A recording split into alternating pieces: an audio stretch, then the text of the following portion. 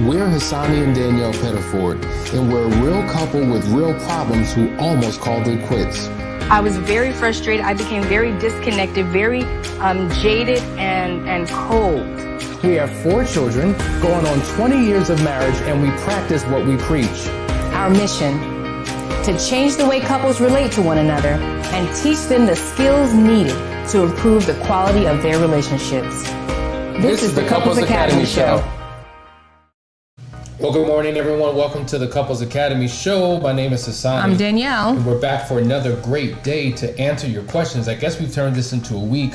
The relationship Q&A questions has become a relationship Q&A week, and we're happy about that because we realize that there are concerns on your heart, questions that you have, struggles that you're going through, and we want to be able to help you through your situation. I want to welcome you guys and ask you to make sure that you're liking, sharing, and subscribing. Share the message. All you newbies, make sure you're hitting that notification bell to make sure that you never miss a show. And we want to get into as many questions as we can because I can't believe we are rounding out the week. It's already Wednesday.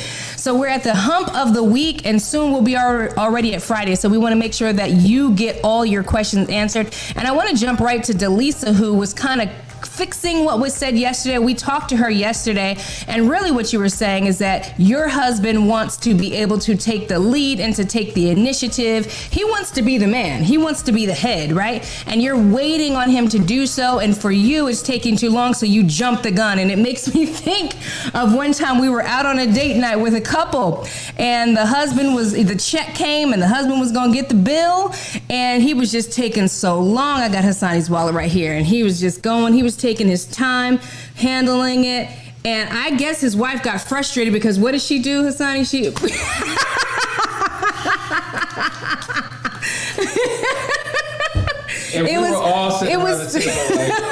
It was kind of like that. And I felt bad. I understood because it was taking a very long time, and I understood her frustration, but at the same time, I felt so bad for him because he was trying to handle business, and everybody doesn't have the same pace. You know, some people just manage things slow. They need to process. They need to think things through. But in your comments, you said that he mentioned wanting to go to couples counseling back in, I think, February of 2020. And here we are in February 2021. So it's a whole year later. And now you have gone to counseling, circled your own 2 feet, and are working on you, hoping that he will hear, see, and do. And I think she's doing the right thing by that. I think, at the end of the day, sometimes we just ain't gonna do it. Some folks are just straight up procrastinators. And I think there's ways to get into dialogue and say, listen, remember, we said we were gonna go into counseling. Since you haven't done so, I have started, and try to find some way to nudge him to join you. That's what deadlines are for. Listen, all right, you want to take the lead? Great. So by such and such a date, we are both agreeing that you are going to find such and such a person. Right. If it doesn't happen by that time, then guess what? I'm going to make it happen because that's just what I do, baby. He's so extra. I hope that helps. I think you're doing the right thing, the best that you can right now. It's been a year, which to me, for all intents and purposes, is not that long, because I remember when Hassani and I needed to go to counseling, it was years that I was asking him to go to counseling. And not to belittle a year. I mean, a year is a year, and you have issues that need to get dealt with. I think you getting started with it was the best thing that you can do. Let me just welcome a few folks. Good morning. Oh, that just hopped. Y'all just jump in all the same time. Good morning, JG from Los Angeles, Max from Rhode Island, Dietrich from Baytown, Texas, Ralph from Ohio, Shalia from Arlington, Texas, JD, good morning, Yvonne, Noreen from Columbia, South Carolina, Didi. Everybody is just chiming in here. So let's jump to the next question, Hassani, if we can. All right, we got a lot from yesterday. Here we go. JG, will there always be hurt and pain associated with cheating? I don't know how you're asking that. I'm kind of reading that 2 different ways. So the first way I'm reading it, if someone cheats, is there hurt and pain associated with it? Yes. Absolutely, yes. So, but if you're asking, will hurt and pain always be associated with the person who's been cheated on, I would say no, it doesn't have to be. Right. It depends upon that individual and the work they're willing to do. And at the end of the day, like some people, I remember working with a couple, and about 6 months in, I'm like, do you want to be stuck? And she was just like, to be honest, yes, I do want to be stuck. I'm not ready to heal. I'm not ready to move forward. I'm enjoying my spouse doing everything that they need to do to make me feel better. So, because you know what? Being unstuck means I've got to do some work and I don't want to do it. And right now, this is just where I'm at. And I was just like, well, man, well, thanks for being honest. At least we kind of knew, because I mean, we should have been a lot further by now. And so I think a lot of times people are just not willing to do the necessary work to get out of their hurt. I agree. And I would also say that, yes, there will always be pain associated with infidelity, always. However, you know, you think about when you break up with somebody and your heart is broken, people often, before they heal, before they do the work to get healed, they will jump into another relationship. It's called the rebound relationship. And that rebound relationship kind of signifies your hurt, your pain, and your desperateness to feel something, to get grounded again, you know, to deal with all of the hurt and the pain that you never resolved. And so those relationships typically do not work. But then you actually heal from that. And when you're balanced and you're grounded again, you can actually choose properly. So yeah, there will be hurt associated with it. I think, to Hassani's point, getting yourself healthy, well, whole, restored as soon as possible, and not waiting on somebody else to give you permission to do that, is the fastest way to heal, so that you can move on to the next pitch in your relationship. There it is. We got a lot of people jumping in there. Hey, Miss Carlotta, I see you. Do you want to go to another? Sure. Next question, Mrs. Jones says, how do you cope when your partner gets the info to heal but won't apply it? And really, it's just an extension of that. Like, that's the reality. How do you cope? It's kind of hard. It's hard to do. Like, they're getting the information, but what are they doing with it? You know, it makes me think about marketing. You know, one thing that we've learned in marketing is that you have to make a point of contact with a prospect 8 times before they begin to do something. Thinking about driving down the highway, you see these huge billboards that say something. They're selling something. And it's just like, it's there. And it's just like, I'm gonna go about my business. It takes them seeing that 8 times before even considering actually doing something that's consistent with what's being marketed on that billboard. Likewise, just humanity, not to say that you have to take 8 different attempts or a person has to go through something 8 times.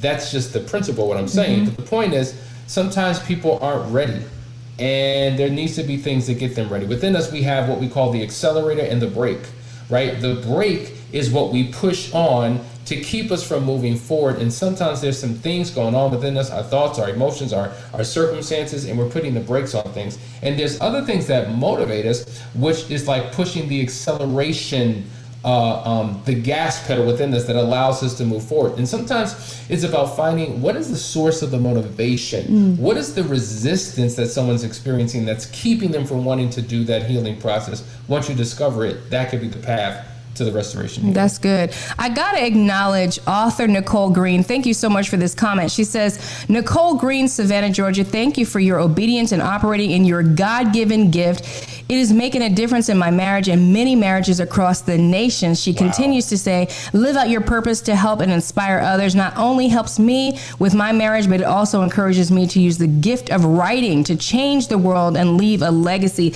And that thing that really touches me, and I thank you for sharing that, because for Hassani and I, you know how people say, you're blessed to be a blessing. Well, we look at our marriage as being blessed to be a blessing. Our marriage was blessed. Our marriage was healed. Our marriage was restored so that we can bless, heal, and restore marriages across the nations. And we want to be that beacon of light. So we thank you for that comment, acknowledging that. And hearing that, I just want to say, that gives us more of a desire and a drive and a tenacity and a stick-to-itiveness to do what it is that we do. So thank you, because sometimes you just don't know. You don't know if people are getting something out of it. And so that was an indication that you are. And there's one more here. I won't skip King Poe, who says, good morning. And thank you very much, Couples Academy. I'm going through a bad breakup involving kids, and your videos inspire motivation. Thank you so much. Thank you so much. Sit down with your partner. Watch these videos together. Peel back the layers. There's so many nuggets in here. And guess what? You all are a part of the show. It's not just us. It's you. It's your comments. We see how you encourage one another. We see the side conversations.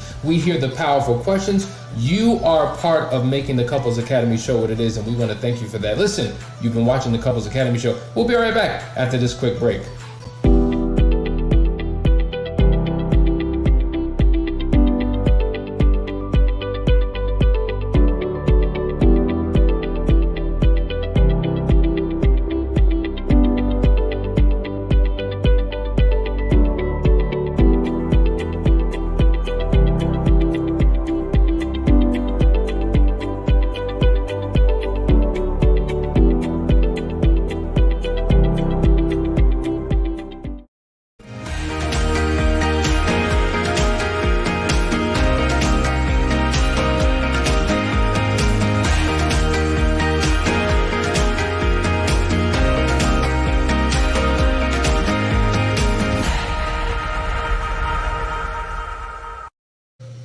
Welcome back, family. You're watching the Couples Academy show, and this is Relationship Q&A week, and we're going to jump right into the next question. It's from Ralph, and he says, how does the unfaithful partner help the betrayed spouse when they are going through triggers without hurting them more?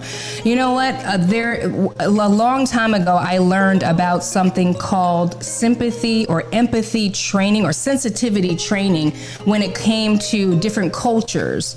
At the workplace, right? So we've got a whole lot of changes going in. Think about the LGBTQ community and how we're supposed to call their names and all these different things we don't understand or hadn't understood at that time. And so there was a whole sensitivity training course that took place on the workplace. And I think that that's a powerful way to look at how we need to express our understanding when our spouse is going through something. You know, when you're the hurt partner, those triggers are not voluntary. It's not like I'm deciding to hold this against you and today I'm going to have a trigger and explode all over you. Or, you know, it's not like we are looking to remember the hurt and the pain, but to have the sensitivity and understand what is a trigger. You know, if you are the offending partner, you should go get a book immediately that explains to you what triggers are, how they happen, how the brain is not designed to allow us to forget. As a matter of fact, the amygdala in the brain's job,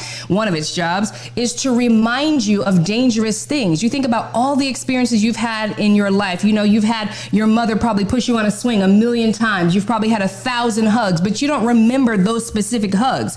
But the one time that your mom pushed you and you fell and busted your head, you remember that. The reason for that is because your brain is designed to cause you to remember scary, harmful, hurtful things to protect you. So your job as the offending partner is to learn as much as you can about triggers so that you can operate with knowledge according to your spouse. I totally agree 1,000%. And let me just add on top of that right now, like just before we came on and as soon as we get off, we have an intensive with a couple in Austria. And one of the challenges is him not truly understanding the devastation of the affair. Because in essence, in his experience, he was having fun. So how could me enjoying myself and having a good time even be associated with this pain? So when I see you and you're crying and you're screaming and you're angry and you're emotionally reacting and acting out, I just don't get it. I don't see the connection here. And so I had to take him through a process for him to truly understand the devastation of his actions and how it impacted his spouse. And it was a video I showed him. And I may show that to you all tomorrow so that we can truly get an understanding of what it is. And I think until you truly know what it is that you've done, you may not be able to feel it because you didn't go through it.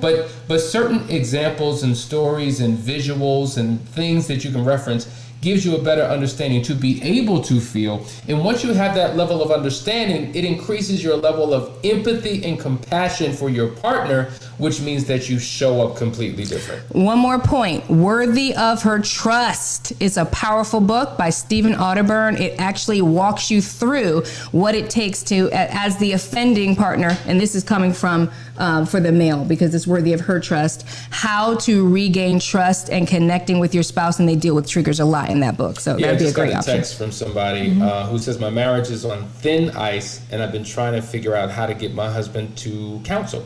What do I do? I don't know the particular situations, but I will say what I always say is that men and women are motivated by different things, and men oftentimes are motivated by the fear of loss. If you've been complaining and asking to go to counseling and you're diehard committed to this relationship and he knows that, he's just like, whatever. Like, I'll go when I feel like going, I'm not ready to go now. Or he'll make promises that he breaks because there are no consequences associated with him not doing something. But for you, if it becomes a non-negotiable, uncompromisingly, we are not moving forward unless we do this. Men are motivated by the fear of, I may lose my marriage, I may lose my family, all will be lost if I don't do. And a lot of times in that mode, there is a genuine change for many. You say, man, I got to take us to the point of almost ending this for you to finally wake up. Well, unfortunately for a lot of us, that's exactly what it takes. And so sometimes you just have to be strong in your positioning, uncompromising, that if you, because I'm not staying in this for you to show up the same way, for me to show up the same way, for us to have what we've always had. We want something completely different. We got to do something different. And doing more of the same is going to get us more of the same. And so I'm done with that. And this is the only pathway to get us to a better place. So either you with it or you ain't. I mean, what else is there to say? Let's go to this comment here from A. Mona Lisa. He feels I am wrong because I ask who all in the family know about his other relationships. I feel him not telling me is still him holding on to secrets, and I cannot handle any secrets of any kind.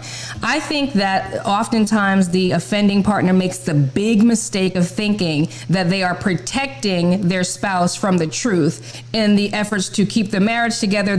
Even when they've turned around, right? Even when they've said, I'm not going to do this anymore, they won't completely come clean because they think that you can't handle it. What they don't understand is that by doing that, it causes a bigger bridge to cross with the trust, because now you're still withholding. Even when I know about the affair, you're holding out secrets, you're holding out details. You have got to come completely clean. After an affair, you do not have the right to hold on to any details, because the more details you hold on to, the less your spouse is going to be able to open back up to you. And that's what you really want, is for them to be able to have that intimate connection. And they can't do that if you're still holding on to details. They will question your motive and your intent. Like, why are you holding on to this? What are you keeping from me? So they're waiting and anticipating for the ball to drop or the shoe to drop. Right. The bone of the what's next? That come out the What's closet. next? They're Yeah. always waiting for more. And so you're contributing to their insecurity and their inability to trust. You're actually employing them not to trust you. So if you want them to trust you, be transparent. So the key to trust is transparency. All right, let's go to the next question. Megan Livingston says, what do you do when you think you have no right to be triggered? That is your issue, and they shouldn't have to deal with your emotions. Well, now, I think we kind of answered that. Yeah, we did. I mean, that person needs to understand. A lot of times this is ignorance. First of all, a lot of times the way we handle relationships in general is based in ignorance. I mean, you went to school to get your degree to do whatever your profession is. Nobody is going to marriage school unless you come into the couples academy, of course, right? But I mean, if you don't know, you don't know. So here you are making judgments about you shouldn't be triggered. You should be over it by now. Like, it doesn't take this long. Nobody can give you a template for how long it's going to take you to heal. What needs to happen is understanding, sympathy, and empathy. And that would require that person learning what triggers really are and how the brain operates so that they have that sensitivity towards you. Megan says, oh my God, thank you. My partner does not understand how badly his online cheating has hurt me. He thinks it's harmless, fun, and has repeatedly lied and deceived me to hide his behavior. So whether online or offline, it is betrayal, it is a devastation, it is a breach of trust. You've given your heart, your mind, or your social engagement to someone else other than your spouse without your spouse knowing. It is deception. It is crushing. And the recovery process is no different than if there was an offline relationship that became physical. So do not undermine, do not minimize, do not trivialize what you've done to make yourself look good and feel good. But consider the pain that your spouse is going through and be willing to do the work to help transform your life, their life, and your relationship. Listen, guys, we got one more segment. We'll be right back. We have a whole lot more questions ready to continue to dig in. This is the Couples Academy Show. Sign up today for the Better Marriage Club and receive exclusive access to the private Facebook group to get your questions answered and your problems solved. Access to our marriage library of live seminars. Watch the Couples Academy Daily Show. Call the help hotline for laser coaching. Get our weekly action guides and receive a private one-on-one call with one of our marriage coaches. To join the Better Marriage Club, simply text MARRIAGE to 973-490-4668. Join today. Your marriage deserves it.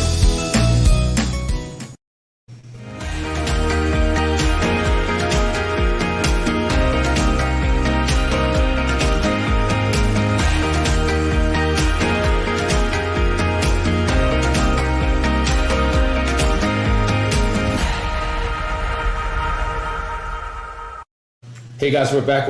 Last segment. Listen, I want to quickly go to some of these comments we have from Tiffany Wilkerson. I received my book in the mail last night, The Audacity of Marriage. Can't wait to read it. Listen, you are going to love it. And remember, read it with your partner if you can. Go go chapter by chapter. And someone once taught me, like I had 2 mentors in my life. One said, listen, read 1 book a month, because at the end of a year, when the average person would have read 1, you would have read 12. Then I had another mentor who said, you know what?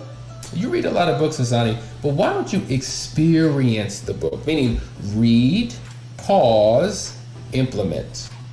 Then read a little bit more, then pause, then implement. By doing it that way, it begins to stick and you begin to embody the message. And so that's what I would highly recommend you and your partner do. And if you do, you will have a marriage that you no longer recognize. Let's go to the next question here. Ralph Welsh, is there anything the unfaithful can do to help the hurt I think we read that one. Oh, did we do that? Yeah, we did. My bad. But I got one here if you want me to jump to this one. Misty's saying, home with kids after they were born spanned 5 years and 3 kids he had affair.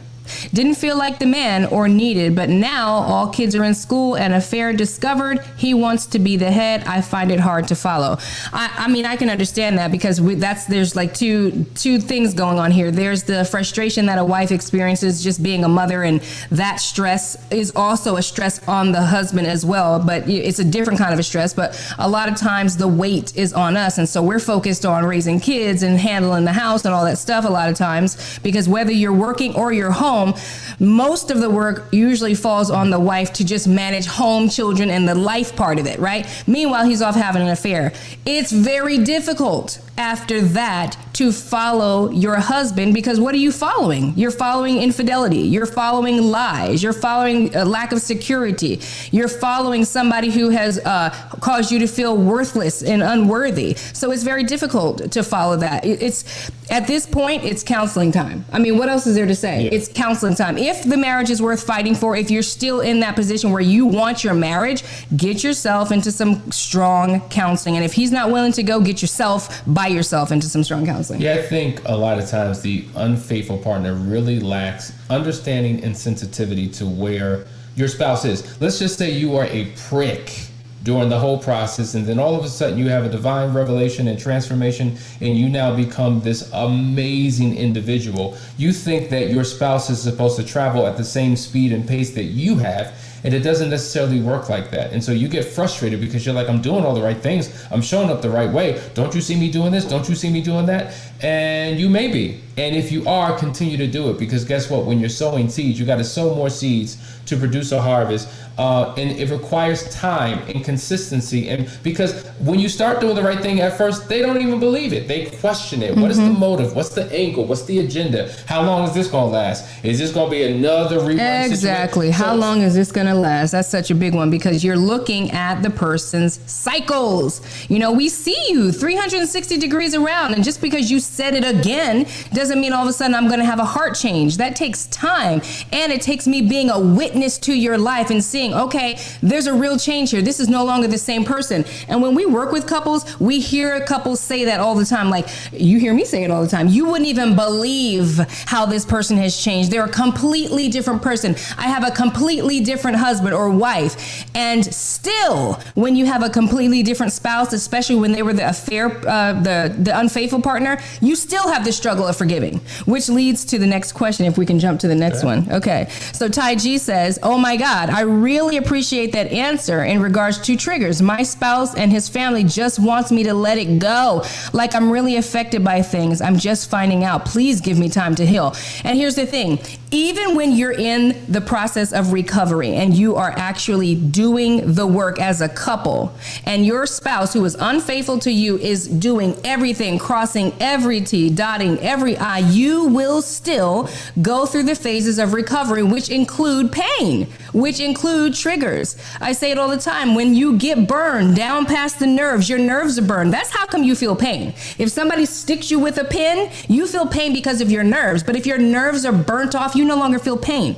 But during the healing process, the most excruciating pain is during the healing process. And that just has to be understood by the unfaithful spouse who wants to just be like, pew, and wants you to heal and wants to get as far away from what they've done as possible. That's a powerful point. You raced through that. Let's pause on that. Okay. You're saying you're saying when you heal, that's the most painful part, because your nerves are being restored and you begin to feel all the pain in your healing. Right.